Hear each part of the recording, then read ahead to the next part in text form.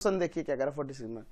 A person can raw a boat at the rate of 5 kilometre per our in still water. यानी कि still water यानी कि पानी move जब नहीं कर रहा है ना, एकदम जो है शांत है वाटर, ठीक है, उसमें करंट नहीं है।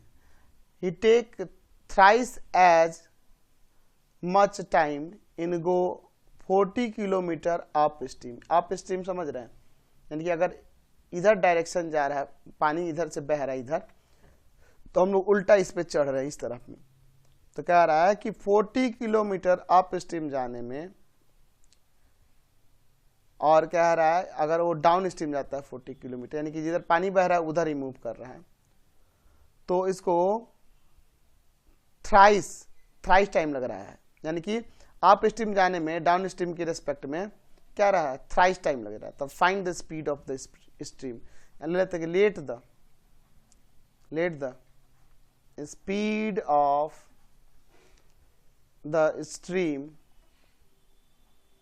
स्ट्रीम इक्वल टू में x किलोमीटर पर आवर, ठीक है। तो अब यहाँ पे अगर हम लोग बात करेंगे speed of person on up stream में उसका स्पीड कितना होगा, तो उस पर्सन का स्पीड 5 किलोमीटर पर आवर था। तो अप स्ट्रीम यानी कि अगर इधर पानी बह रहा है और इसके अपोजिट डायरेक्शन से चलेंगे तो ये तो रोकेगा ना, यानी कि जितना स्ट्रीम का स्पीड होगा उससे वो माइनस हो जाएगा। तो 5 किलोमीटर पर आवर इसका स्पीड पहले से था, x उसमें से माइनस हो जाएगा, तो इसका उसका स्ट्रीम अप स्ट्रीम में हो जाएगा स्पीड। अच्छा, speed of person in down stream,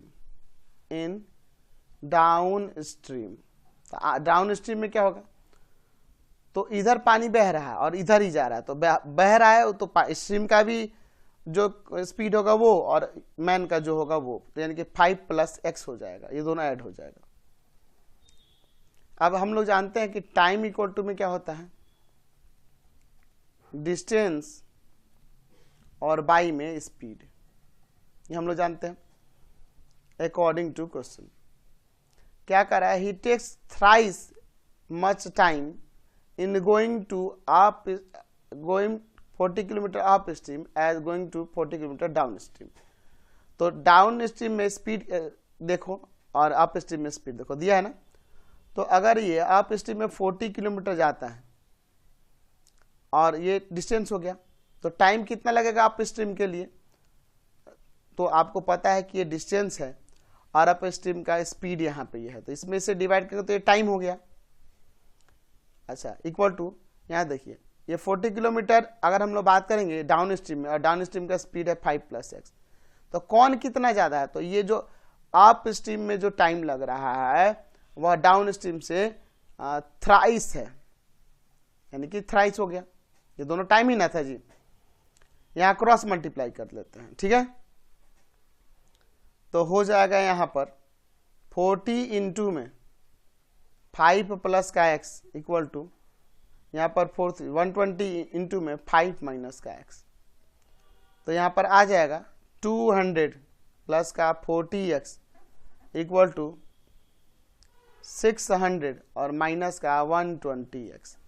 x वाले को एक तरफ कर लेते हैं, 40x + का 120x इक्वल टू में 600 माइनस का 200, यानी ये दोनों हो जाएगा कितना, यहाँ पर ऐड करेंगे तो यहाँ पर आ जाएगा 160x इक्वल टू में यहाँ पर 400, तो x इक्वल टू में आ जाएगा यहाँ पे 400 और बाई में 160, 0 0 8 से 2 टाइम्स में 8 से 5 टाइम्स, तो 5/2 यानी कि 2.5, तो x का वैल्यू 2.5 यानी कि वो क्या था, स्पीड ऑफ स्ट्रीम था। देयरफॉर स्पीड ऑफ स्ट्रीम, यही नहीं निकालना था, स्पीड निकालना था स्ट्रीम का, तो कितना था x यानी कि 2.5 किलोमीटर पर आवर, ये स्पीड है, ठीक है। Next question.